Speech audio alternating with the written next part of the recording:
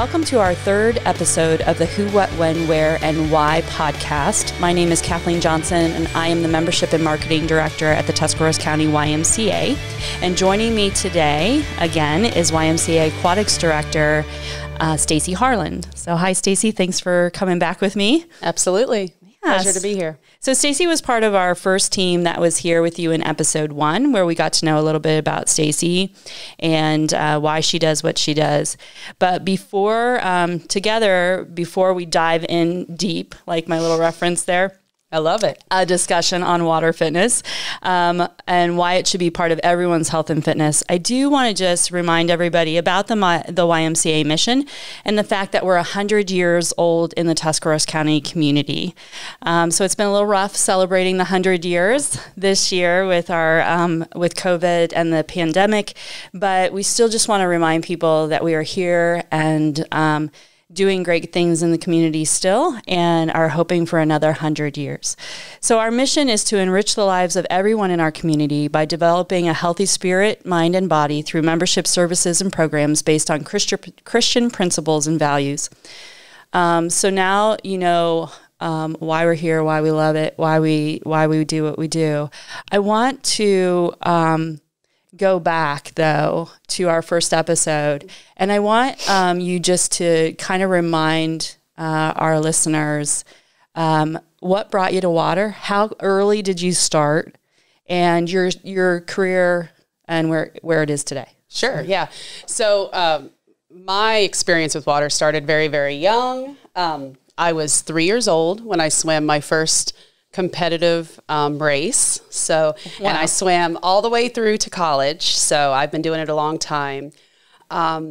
Excuse me. What brought me to the Y was actually I started as a lifeguard, just as one of those, jobs to keep myself busy during the summer and make a little money, and studied political science in college and realized how much I didn't like politics, and was looking for a job, to keep me afloat until I decided what I wanted to do out of college and found the Y. And here I am, working still around water. I don't do well when I'm not around water. So ask anyone that knows me, don't give me anything to do on land. I will fall down, but you give me that water and I'm good to go. So that's kind of how I got here, and just really love what I do. It's what I know.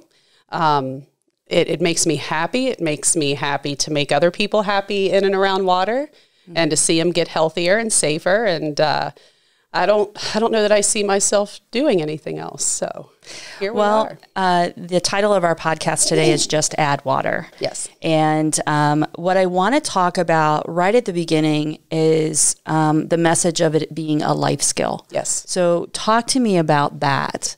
Why do you feel it's a life skill? Well, I mean, the first number one reason would be that if you don't know how to be safe around water, it can be fatal. And people forget you don't have to be in a body of water for it to be dangerous. We're looking at, the little ones that they talk about, like just don't leave even a bowl or a bucket of water around, when there's little ones, because they could even leaving the toilet seats up. That's kind of a weird thing to mention, but it's water and it's something fun to play with. So they can go up and they can play with it, and they reach. And next thing you know, they're, head over or bottom over head in this water. And if there's not anyone there to get them upright and out of that danger, then it can be very dangerous.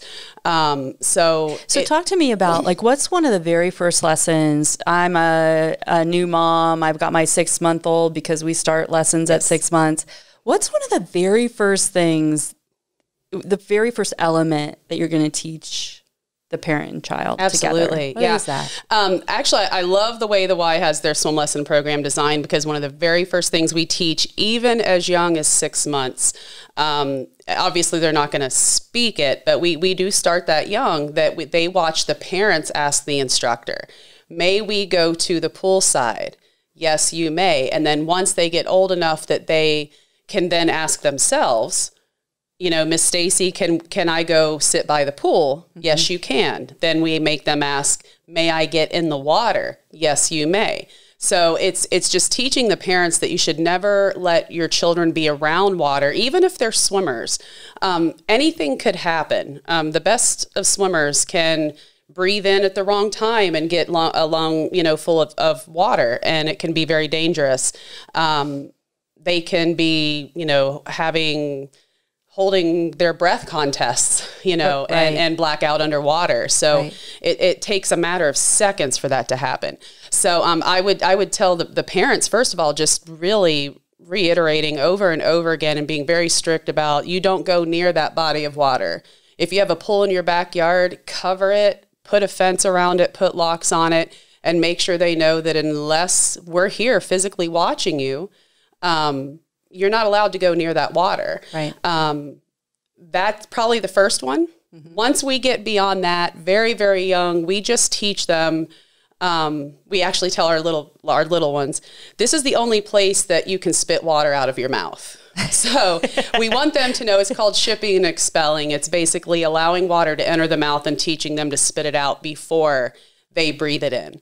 Right. So that's a big one. And then the next one would be floating, just teaching them that they can, if they are in a body of water and they're tired, too far from the side, no one's there to help them. We want them to learn to roll onto their back and learn how to float on their back, because then they can catch their breath and then they can yell for help. Right. So I think one of the ones that that always kind of stuck in my mind was when the child jumps into the water, that immediate turnaround, where did I come from? Absolutely. And that muscle memory of, I jumped in, I want to turn around and see where I jumped from, because that's probably going to be my quickest land source, right? So I always liked that. I liked the learning respect for water. Absolutely. Right? And that seems like a weird thing, because water doesn't have it's not a person. Mm-hmm. How do I respect it? But you can. Talk to me a little bit about respecting water. Absolutely. So I always tell the kids when we're first learning that, and even adults, because I get adults that have, Absolutely. Yeah. Most adults will have either been thrown in by a parent or another family member and just told, now swim, or they were dunked under, or they just were left alone and, or wandered off and got into water before they were ready to be alone, and they've had a bad experience. So what I tell them is the water is your friend. If you respect and are nice to the water, it will hold you and support you.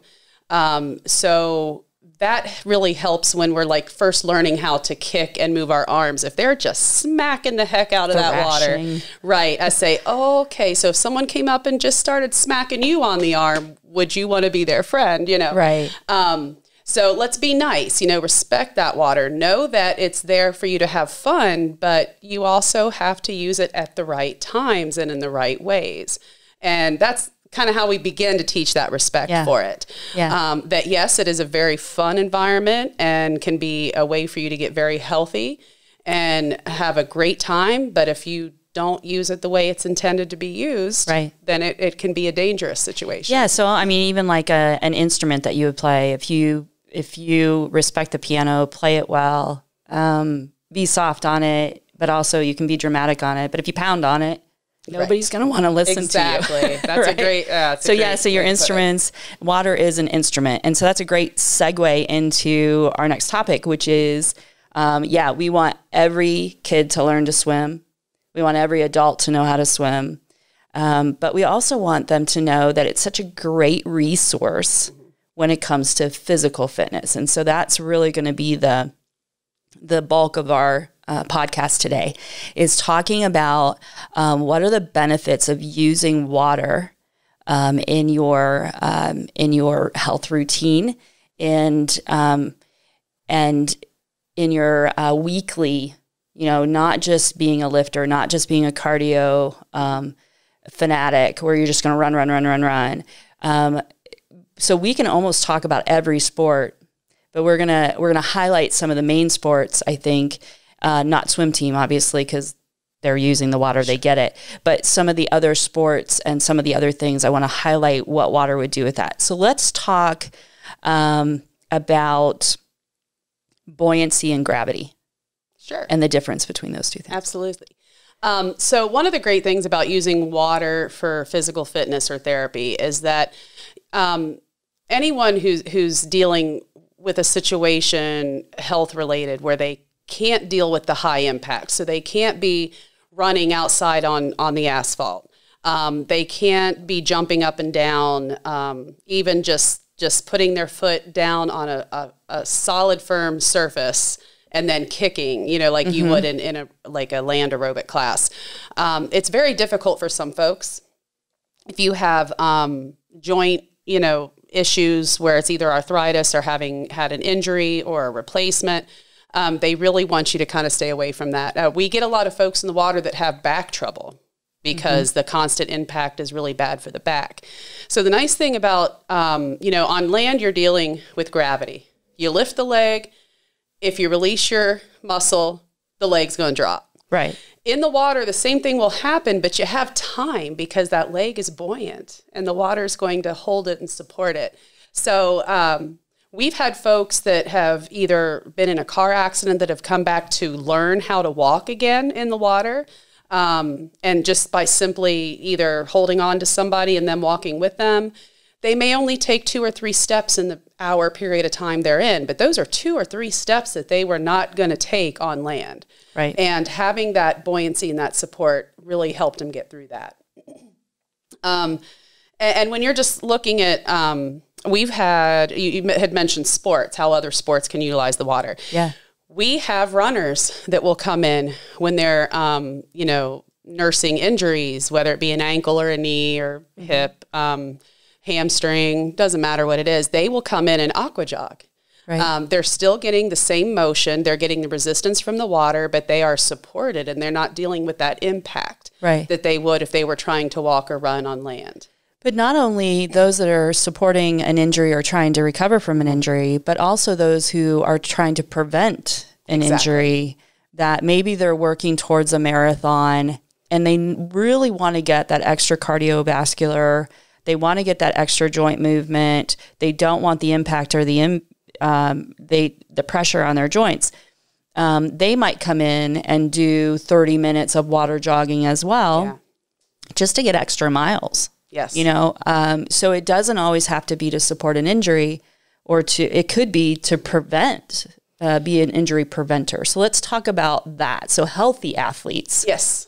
What are some of the most, the greatest resources for the water that they can do? You've talked about water jogging. Yes. So what are some of the other things that are really good?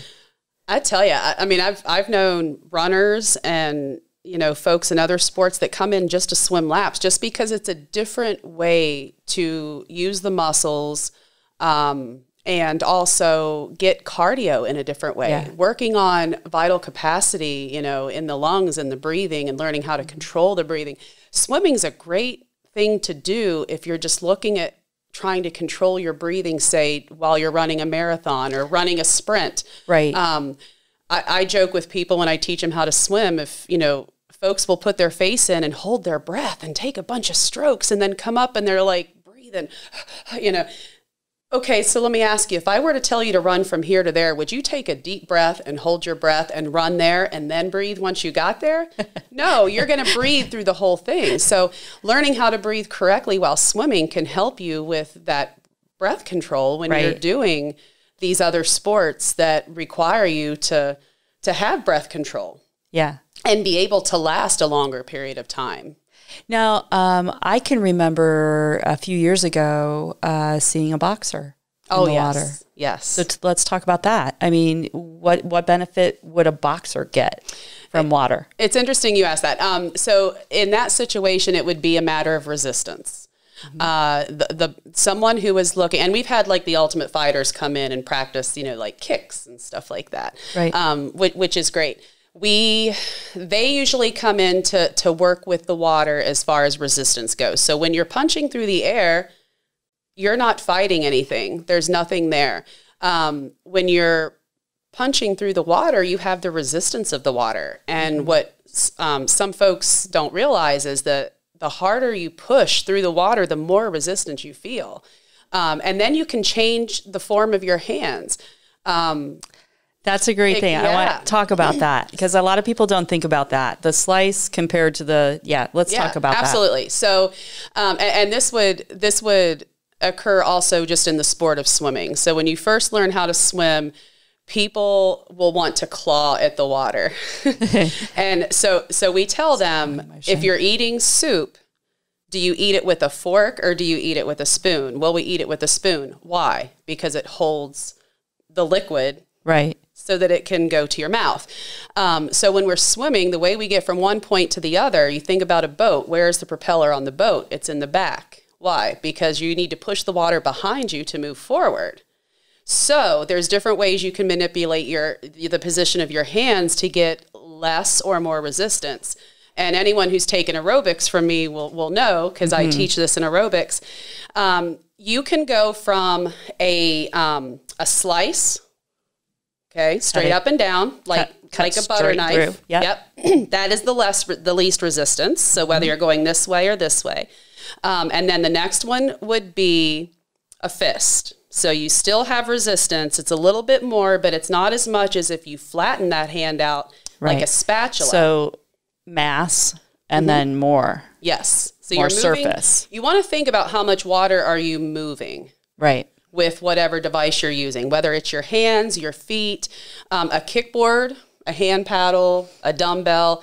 The bigger it is, the more water you're going to move with it, the more resistance you're going to feel. So it makes sense that when you swim with flat hands so the water can't escape because you want to push as much water behind you as you can to go forward. Right. So if we swam with fists, and when I was competing and training, we would swim a set or two with fists just to feel the difference. You would notice a difference in resistance. You would notice a difference in your speed. You would notice a difference in how far you get in a certain amount of time because you're not moving as much water. Right. So when you're looking at, if a boxer were to want to play around with that a little bit, start with some, you can kind of punch with slices. You can punch with your fist, which you normally do when you box, and then play around with it with a flat hand, pushing the water forward. It's just training the muscles to, have a quicker reaction because it isn't going against that resistance. Yeah. So water, obviously, thicker than air, right? Yes. So that's just a common thing. I have read that it's like 800 times denser than air. And you can get 12 times more the resistance. So let's talk about cardio in water and water temps. Because a lot of people will go, oh, water's just for old people, or I'm not going to use the water. And we've already said athletes use the water, right? We've already determined that that's false. That's a myth, right? Sometimes I just think they're wiser, right? They got in the water and they know the great things that come from it.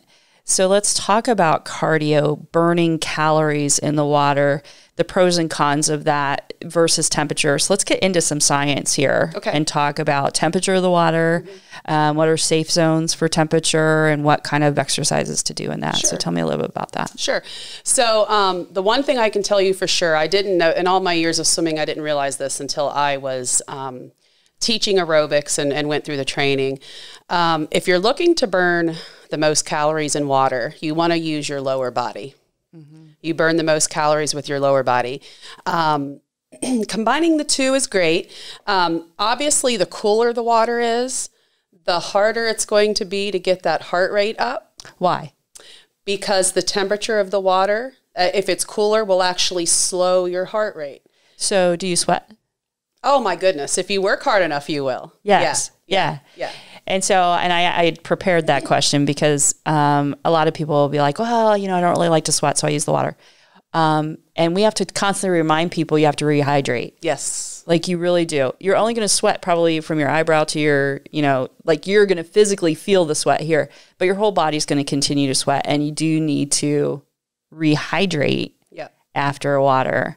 But in that cardio experience, so let's talk about what can you do in the water? What are some of the exercises in the water?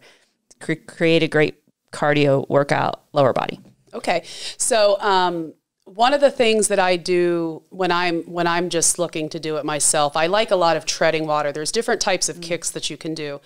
Obviously, the longer your levers, the more you're working, the more resistance. And what is a lever, Stacy? A So lever for those would be that like don't know, it would be your leg. That was like instructor talk. That's a great question. A lever. So arms and legs would be like your levers. Yes. So if you kick with a nice long straight leg from the hip all the way down to your ankle, nice and straight, you're going to move more water, and it's going to be more resistance, more difficult to do. So when I teach aerobics, I have two different types of kicks. I have a flutter kick that, or like a snippet kick, which is from the hip all the way down to the ankle. You're using your whole leg. And then I have one that we actually call temper tantrum kick, that it's like you're sitting in a chair and your knees are bent and you're just kicking from the knee down, just like a kid that just had their lollipop taken away. Right. You haven't had dinner, And what do? We kick our legs and kind of throw a little temper tantrum. So that would be an example of how the levers would change. A nice long leg is going to burn more calories, more resistance. It's going to cause you to work a little harder. And then when you sit in that chair and kick just from the knee down, like a temper tantrum, the lever's shorter, less resistance, burning less calories, and it's going to be a little bit easier. Okay. But you're still, again, the harder you push and the faster you go will determine how much you're burning. Good. So those little kicks. So when if I increase those kicks, that takes me into another favorite that is used a lot in the water, which is the cross-country ski. Correct. So again, here's a cross-country skier that loves to cross-country ski, but in the winter can't get out as much, but wants to keep that movement. Can you do that in the water? Absolutely. Yeah. And the great thing is your legs are already working really hard, pushing against that water. Again, always keep in mind, I get on my folks in aerobics. I see you're just kind of pushing through nice and slow and relaxed. And like I told you to go all out. Let's go. Let's see you push those legs harder and faster through the water.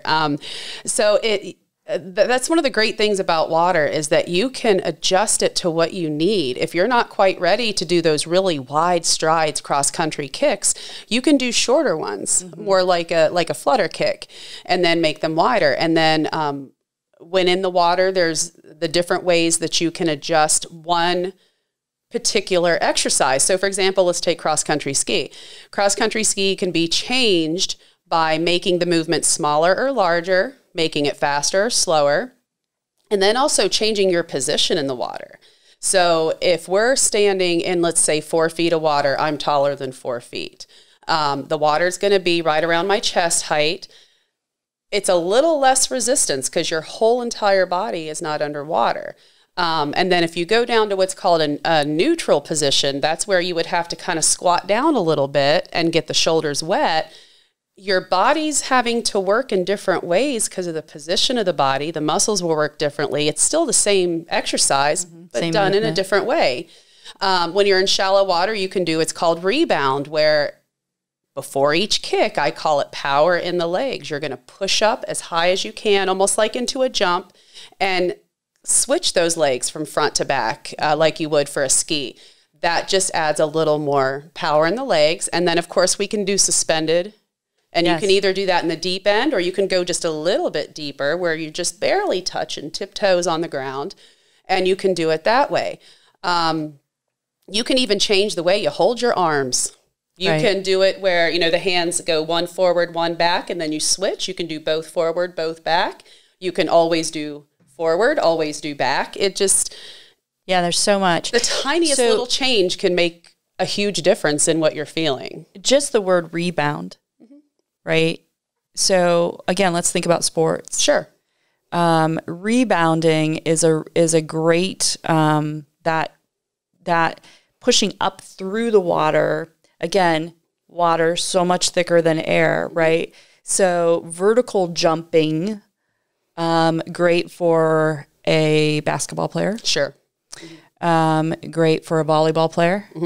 Great for a gymnast, right? Everybody who has to spring themselves from floor to, and what a better way to create resistance in that. Instead of sticking more weight on top of you, right, that's going to have to come down. Absolutely. Because gravity is going to come down, and that creates impact on the floor.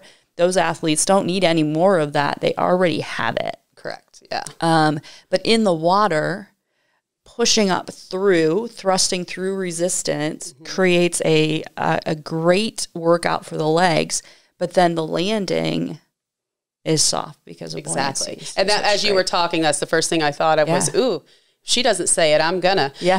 You could come down on both feet and not roll an ankle. Right. You know, and that's a lot of what you do to prepare for sport should be strengthening those high risk areas. So like for basketball players and gymnasts alike, it's ankle, even volleyball players, because you are going up to, you know, to hit the ball. You think about what common injuries are for certain athletes, and those are the areas they should be strengthening to prevent those injuries from occurring. So that's, absolutely. You could definitely practice that in the water. So what I love about you is you have such a great knowledge about it because you were an athlete, right? And you keep really updating that knowledge. Your better half is also there for great questions on that. And so Stacy's husband, Jamie, tell us what he does. Yes, he's an athletic trainer and has been for, I think he started his first one fall of 1999, so it's been a little while. And then he also teaches the exercise science and sports med class at Buckeye. So he now is not only very knowledgeable in the whole sports medicine side of it, but now the actual science of exercise. And you know, what it's really neat talking to him because he has really great ideas on things I wouldn't even think about to tell someone. I've been known to call him from work or text him from work. Hey, this person came in and this is their situation and I don't know what to tell him. And boom, he can come right back with, you know, with an answer for me. So he also, it's nice because he was with me when we were in college. He was studying sports medicine, athletic training at the same college as I was. And he was actually, we met because he was doing some of his observation or clinical time with the swim team. So it's neat because he got a knowledge of swimming he didn't have before. Right. So he's actually come to me before with athletes he's had that are injured that are like, hey, this person has access to a pool. And they tore something in their knee, and we got to get them back ready to go here in the next couple of weeks. Right. Give me some exercises that we can do. So it's nice because we bounce off each other. We feed off each other. But it's nice to have that extra resource that I can refer back to when I need help. And I think, you know, I would encourage all parents that if you have an athlete that's a soccer player, a basketball player, a baseball player, like I know Josh, where is it? Josh he's not listening anymore. Were you a baseball player at one point? Yeah. So that's what I thought. You know, Josh, who does the podcast for us, he's off in the wings over there. Even baseball players, like every athlete should at least give themselves a day or two in the water a month, maybe once a week, just to be able to provide some of that swinging motion, even a golfer, building that resistance because the thickness of the water compared to air. I also love, and you talked a little bit about the science on this, I love when I was training, they talked about hydrostatic pressure. And one of the things that, I'm going to go back through my notes real quick because we passed on that, but that they talked about was that when you're in the water, there's this pressure that's coming in the body. And as you breathe, it's being pushed through and then it immediately comes back in and surrounds the body. So it's giving this continuous pumping motion like your heart is pumping. So it's this hydrostatic pressure. So it's kind of like mini massaging, like the body as you go through it, as you push through it, the surface of your skin is feeling this pressure of the water. And so there's a small little massage going on. There's this beating of the heart going on, and the water is feeling that. The water is feeling that vibration of that. And so when you get out of the water, you still feel that. Like it's like that hug. And that sounds super corny and weird. No, but it's absolutely true. But it's true. Yeah.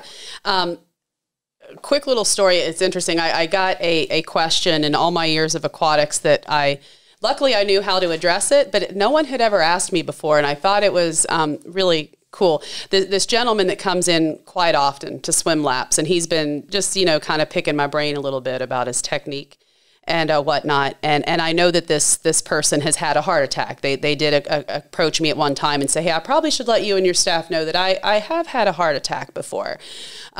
So, you might want to watch me. Yeah.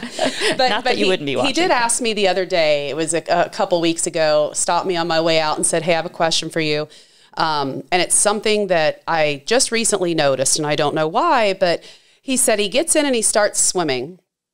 And he notices that when he first gets in and starts swimming, that his breathing is kind of labored. Like it's a little more difficult to breathe.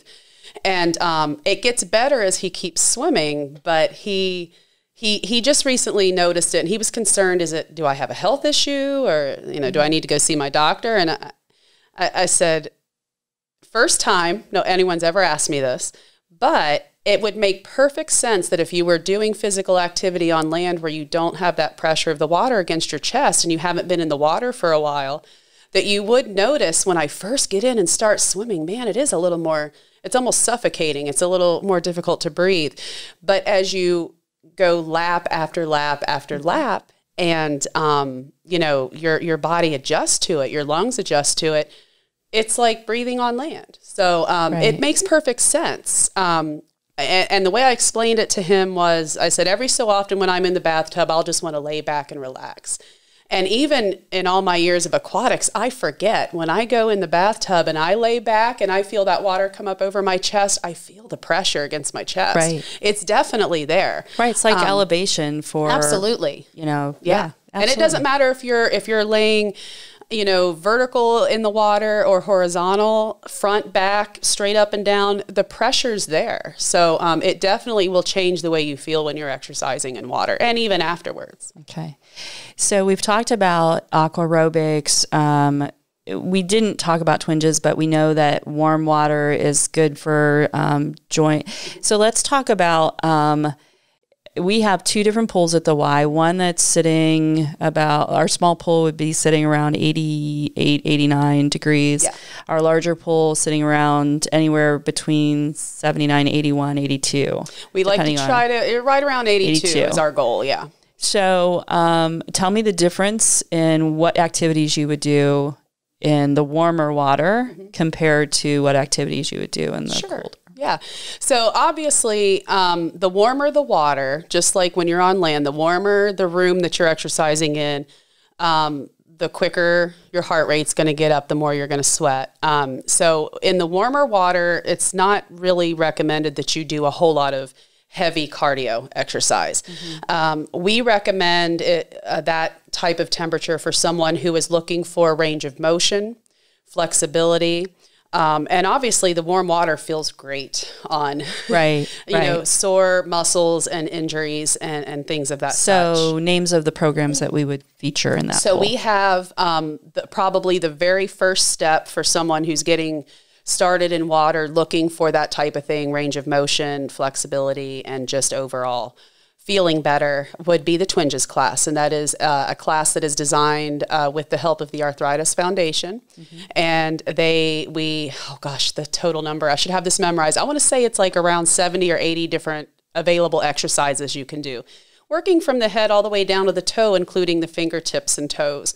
Just working on, when I teach the class, I try to make every movement that we do in the class relate to an everyday activity. So a functional movement. Yeah. Yep. So when I have them reach up in front of them, I say, okay, we're, grabbing the dish out of the dishwasher, putting it in the cabinet. The one where I have them lift their feet and kind of march, I say, okay, grandkids are over, we're stepping over the toys. Right. Things of that nature. So not only are they doing the exercise, but they're also taking a minute to think about, how is this exercise helping me in everyday life, everyday functions. Right. And that is our goal of that class, is to get them comfortable in everyday life again. Big shout out to United Way. Yes. For helping us keep that program free for our members. Absolutely. And very, very cheap for the community when we are allowing community members again. But. Yes, they've been supporting us for many years now, and it's very much appreciated. And we have really great success with that class. I mean, my gosh, when I never have a hard time getting success stories. Getting them exactly when I need them is always a little tricky, but they're being thrown at me. Here, I want to tell my story. I want, this is how it has helped me. So very, very good success with that program. When we had that program originally, when I started here, we didn't really have a class for them to move on to. So when, say, they've just had a joint replacement and they're not quite ready to come out and do a full-blown aqua aerobic class in the cooler water, but they want kind of a step up, we then created the aquafit class, which would be the next step. Okay. And it is basically, we took the twinges class that normally doesn't use much equipment, doesn't do a whole lot of traveling or work on getting the heart rate up at all. And we just kind of turned it up a couple notches. We added some dumbbells, some kickboards, some stretch cords, and added just a very short, small cardio portion to it. So whether it's walking in circles or just using the dumbbells and moving them a little faster and harder through the water, it's a great step up from twinges. If twinges isn't quite enough for you now, move up to aquafit, and that one is also in small pool warm water. Right. So when we're talking about dumbbells, we're not talking about weighted bells. Oh no, these are the ones that are like the little 2-year-olds come and pick them up and play with them. It's real fun. We take pictures of them holding them up, looking strong. Yeah, they're foam. They're buoyant. Yeah. We're working with buoyancy, not weight. Yes. So again, I mentioned earlier that the bigger the device, whether it be your hand or a piece of equipment is, the more resistance, the more difficult it'll be to use. So the dumbbells are the same way. The lower resistance are the smaller ones, and the real heavy resistance are the big ones that make you look real strong when you hold them up. When you hold them up. Yeah. So some great tools. So those are the 2 classes. Seasonally, we also have an Aqua Yoga class that would be held in that pool. Great for anyone who obviously doesn't want to sit on the floor at the bottom of the pool and hold their breath. So a lot of standing, but great program. Yeah. And then our little ones are going to learn to swim back there and that kind of stuff. So let's move. Is that all of them? That's all for now. Yeah. So let's move to the large pool. Yes. I want you to end with the one that's on the surface of the water. Okay. So let's talk about that one last. Sure. But yeah, talk me through some of the, other than swimming laps, what are some of the programs in the large pool? We offer just a very basic aqua aerobics class, but we have 2 different levels of that one. We have one that is held on Monday, Wednesday, and Friday mornings at 9 a.m., which if you were stepping up from that aquafit class into aerobics, that's the one I would tell you to start with. Yeah, that's the next transition. That one is held, the entire class is held in shallow water, so you don't have to be a swimmer. That's the other thing I want to throw out is, I just talked to someone the other day on the phone that says, I am not a swimmer, but my doctor said I have to get in the water and start exercising. What can I do? I said, oh, you got a couple hours. I'll tell you. But this was actually the class I recommended because the doctor does not want them in warmer water. And I said, this is great because you're working the resistance, you're working the cardio, but it's very low impact. We're not jumping and running and doing those high impact exercises in this class. It's 45 minutes. And like I said, it's all shallow water. We do music. We use music. So and we're always taking suggestions for the type of music to use. So the music can, get you going as well, get you excited. And really great group of people. We get a lot of regulars. It's been a little different since the COVID, but before that hit, the twinges classes, the aquafit classes, all of our exercise classes, they kind of form like a little community, a group, and they'll go out and get coffee afterwards, or when someone isn't showing up for a while, they're calling and checking on them. Yeah, so it's really great that way too. But that would be the first one I would say to take when you're first looking to get started with something aerobic, something that's going to work on your cardio. Tuesday, Thursday mornings, we have kind of a little step up. It's at 9 a.m. also. And that's one of the ones that I teach. That one is taught in both shallow and deep water. I love deep water because you can do something you did in shallow and do it again later in the deep water portion of the class, and it feels completely different. And, you know, working the body in a different way. But that we do a little bit in the shallow, a little bit in the deep, and then we come back to the shallow for a cool down. And then again, you wouldn't have to be a swimmer. You could use a belt. Absolutely. Yeah. You could use a belt, or we do have folks that like that class because it is, the intensity's a little bit higher, but they're not deep water people. So we let them stay in that transitional depth at the 5 feet, and then we give them alternate exercises to do. The one we're not doing right now, just because we're trying to find time and space in the pool. We also have one that's called HydroFit, which is pretty much all deep water. And they use the dumbbells in the deep water. That's a toning one. Yeah. There's not as much cardio. I was really impressed with that class when I took it. Yeah. You'd be shocked. If you were to sit on land and watch them do it, it doesn't look that hard. Yeah, you're like, that doesn't look hard. And then you get in, you're like, wow, that's a lot of movement. Yeah, it's a lot of using force. that resistance. Yeah, long levers, short levers. Yeah, that's a really great one. And then we also do offer a Monday night aqua aerobic class, which is taught similar to the Tuesday, Thursday morning. It's shallow and deep, and we have a pretty good following for that one as well. And again, I really want to encourage people who are doing a lot of land exercising to just incorporate one day. Yes. Get you started. I know that 10, 15 years ago when I was asked to teach an aqua aerobics class coming from land, I was like, wow, this is the best kept secret ever. Like, you feel great when you leave. It kicks your butt a little bit later, like kind of sneaks up on you. But I was like, why isn't every instructor doing this, like teaching both land and water? Now, there is some timing issues and that kind of stuff that come with it. But it was a great transition. And I was so glad for the opportunity to be able to do it. Let's talk about Glide Fit. Yes, let's talk about Glide Fit. Glide Fit kicked my butt the other day. I took it and was just, wow. That's a tough class. Now, I love yoga. I love all the yoga poses. I do a lot of yoga. I've been teaching for 30 years on land, cardio style classes, lots of different styles. But man, that one took me out of my comfort zone. It really did. So let's talk to people about what's Glide Fit. Yeah, it can rock your world. And this would be one that if I actually was just talking to the other instructor the other day about how we need to talk to our swim teams. We need to talk to our gymnastics teams. We need to talk to all the athletes. Yes. Basically what this class is, it's taught on a large paddleboard. And I just want to throw out there, if you were to you can get on YouTube and look up Glide Fit classes and just kind of see what it looks like if you haven't seen it in person at the Y yet. But you don't want to get into this class thinking, oh, I won't get wet. Yeah. Because you might.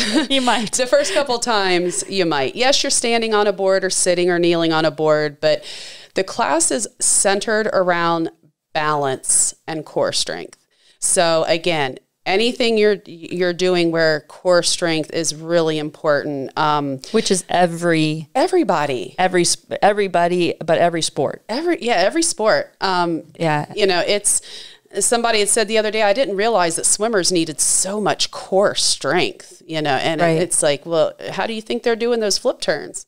You know, how do you think they're holding their body in that position in the water and their bottoms aren't sinking to the bottom? That is core strength. All the sports, need it. And you think core strength is what's necessary to keep you from, when you trip over that toy in the floor, falling down, or just tripping over, you know, if you're like me, you trip over the front of your feet all the time. And you say, I've rehearsed that. How'd I do? How am I doing? How's my landing? Right. But it's all centered around balance, and it incorporates a little bit of yoga, a little bit of Pilates, and then after that, it's just kind of, I make up a new move every time I teach. We encourage people not to, like, when you look at the class on YouTube or wherever you see an example of the class, you're not going to do everything you see them doing the first time you do it. Right off the bat. Sometimes it's just getting on the, it's like. Us instructors were fortunate that we had some time to kind of get on the boards and play around a little bit. The first time I tried to do what they call a surfer pop-up, where you lay on your belly and then jump up like a surfer would when they find that perfect wave. It didn't go so well. I fell off several times. Surfers make that look super cool and really easy.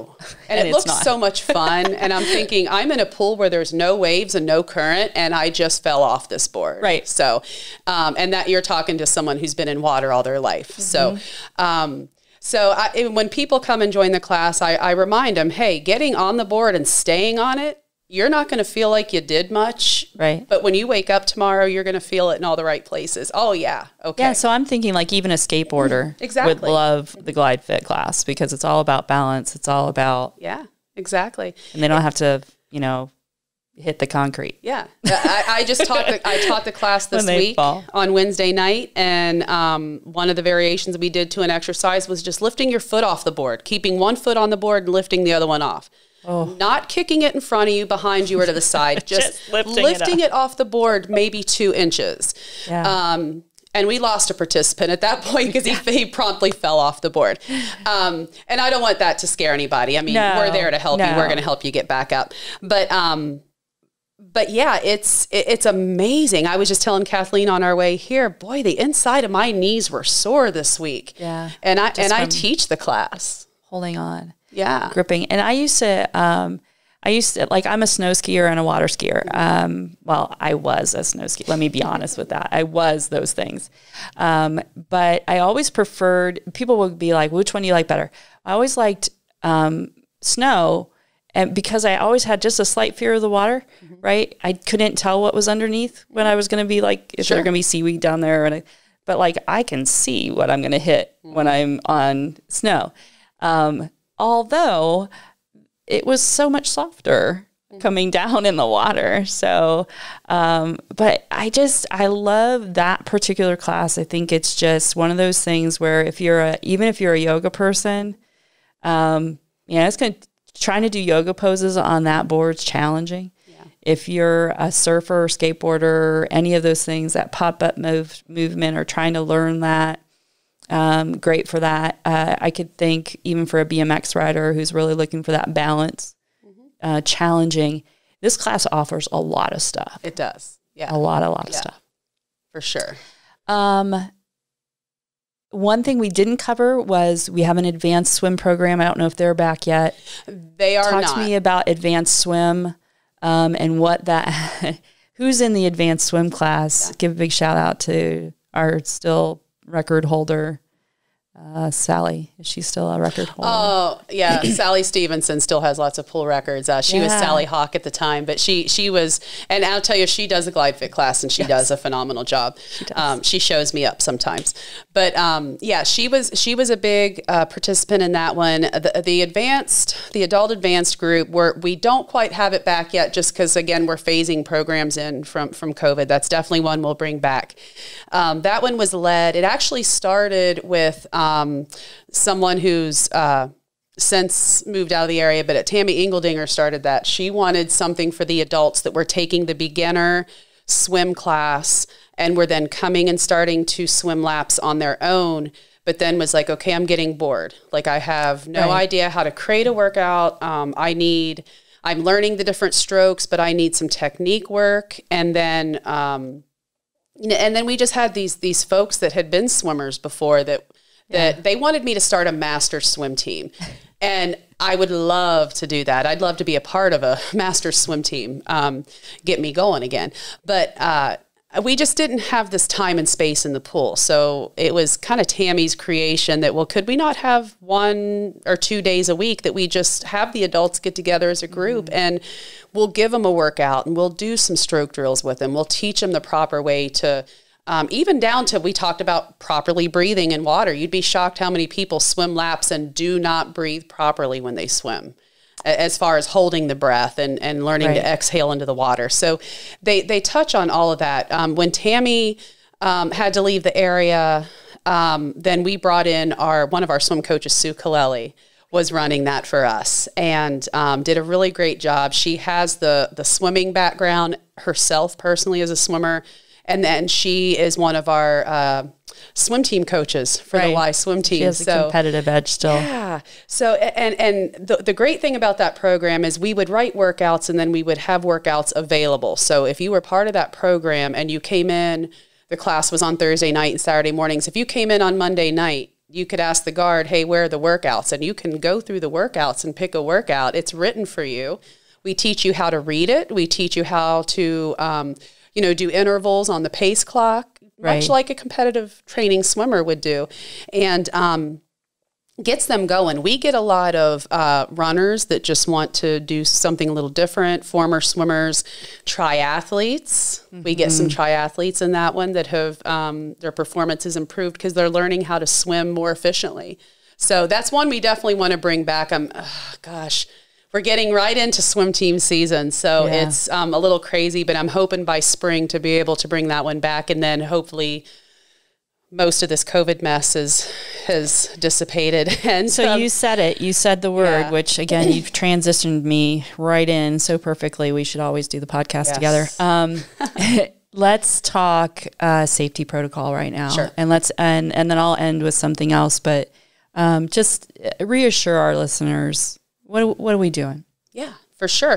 Well, the number one thing is that we are obviously enforcing, to the best of our ability, the mask requirement. On the deck. On the deck, yeah. Mm-hmm. Whether you believe in it or not, people hear that and they say, oh, so I have to wear a mask when I swim? No.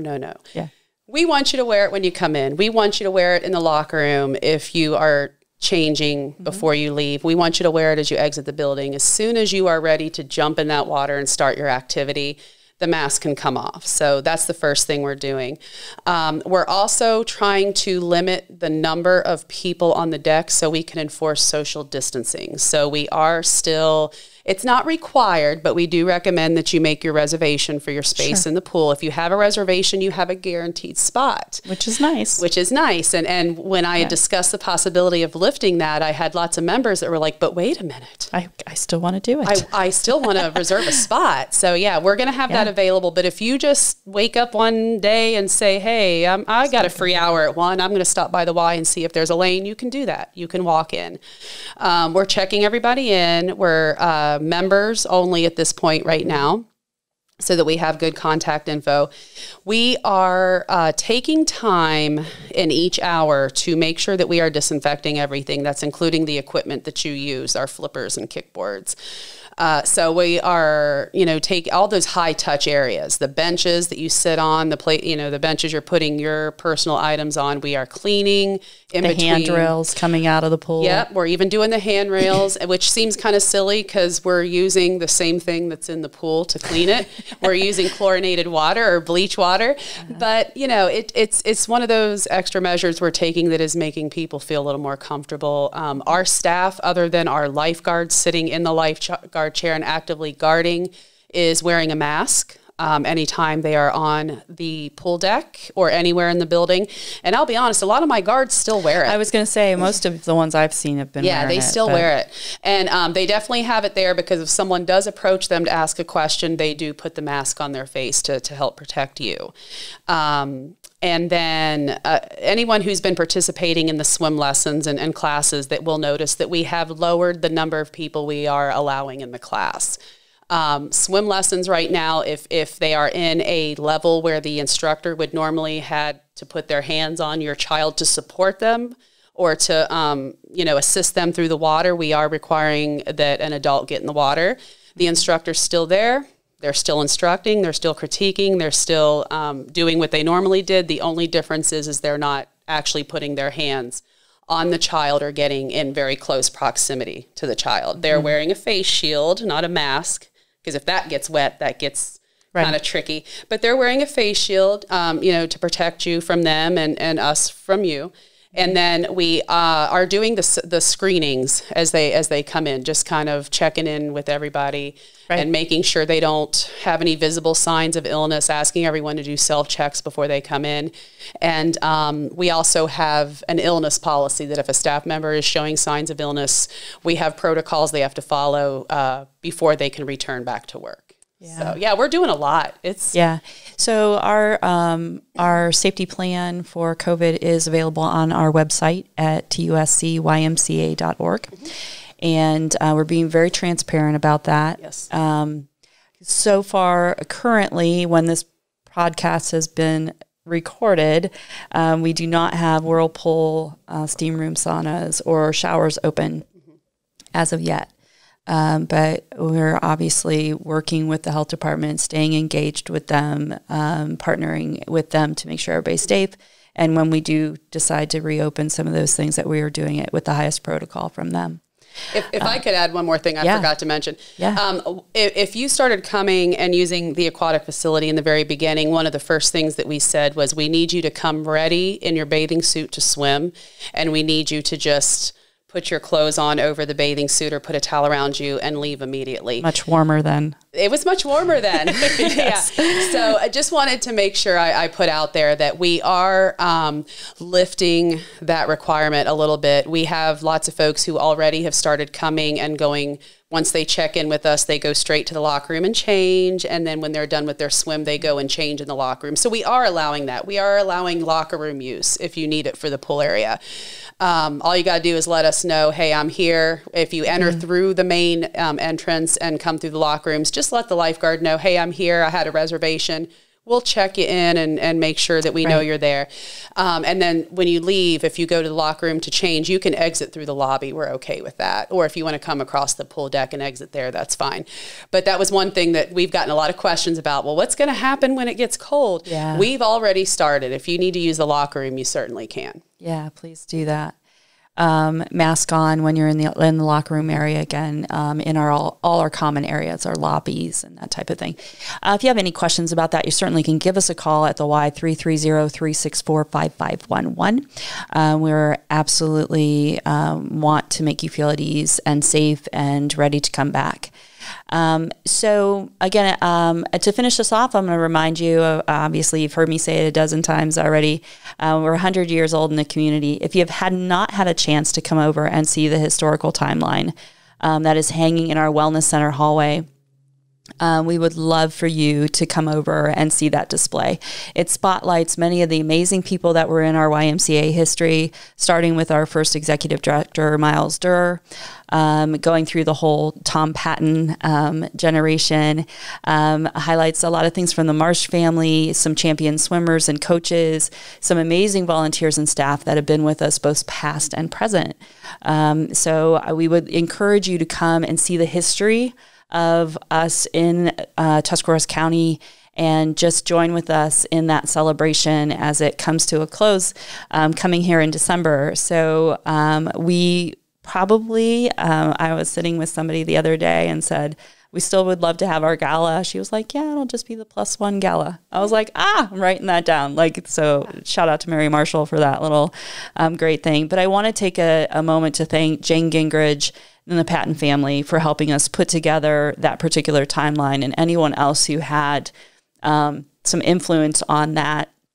Our CEO, past CEO, Keith Lands, really just helping us bring the history of the YMCA into a display that will be in our YMCA for a very long period of time. So this is not a temporary display. It is bolted to the wall. So we're hoping. I think my favorite thing out of what we did to celebrate that was as you walk through the lobby doors and you see that wall. If you haven't seen the wall as you walk through the lobby doors into the main exercise facility area, you've got to come see it. I'm not going to tell you what it is because you're going to have to come in and see it. Yeah, come in and see it. Big shout out to Lightning Signs who helped us with all of it. They have done such a really great job helping us celebrate the 100th year and getting us ready for that. So we thank them for that. Obviously, your safety is our top priority, and our COVID response plan is available on our website, again, at tuscymca.org. We still would love to have a sponsor for this podcast so that we can keep them going. We want to thank Josh and his team for helping us get this podcast out there to everyone. So they do a great job here. And we encourage others to do podcasts because we would love to listen.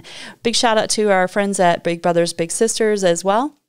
And we know that they're also doing podcasts here. And we partner with them quite a bit, bringing all their littles into the Y and making them YMCA members, having a safe place for them to share some time with their bigs. So big shout out to them. Anything else, Stace, that you can think of? Well, it's almost Turkey Day. Yes, turkey trot. Yes. Thank you so You're much. So welcome. I told her at the beginning, don't let me forget. Turkey trot is going virtual this year. So if you're, if you have been historically one of those people that loves to run the turkey trot, we cannot have it at our building. It's just too many people at one time, but we want you to run it virtually. Get online to our website, click on the turkey trot information, get yourself registered. The shirt this year obviously is going to have a turkey with a mask on because we have to do that, right? We have to historically plant our feet in the ground on this one. So you want to have that shirt. So even if you don't run, just get it for the shirt. It's just going to be fun. And we want to make sure that you're out there staying healthy. So you're going to run that virtual 5K in your own neighborhoods, or maybe you're going a little bit further, or maybe you're going to be out of town this time and you didn't want to miss the turkey trot. You still want the shirt. So get registered for that because that registration is going on right now. And we're excited about still being able to do that in the community because it's definitely a mainstay for the community. We're going to celebrate a big mile marker for that race, particularly next year. I believe it's the 50th run. So, wow. Yeah. So super great. Hey, from all of us at the YMCA, Stacy, Harlan, Aquatics Director, and myself, have a great day. And thanks for listening to our podcast.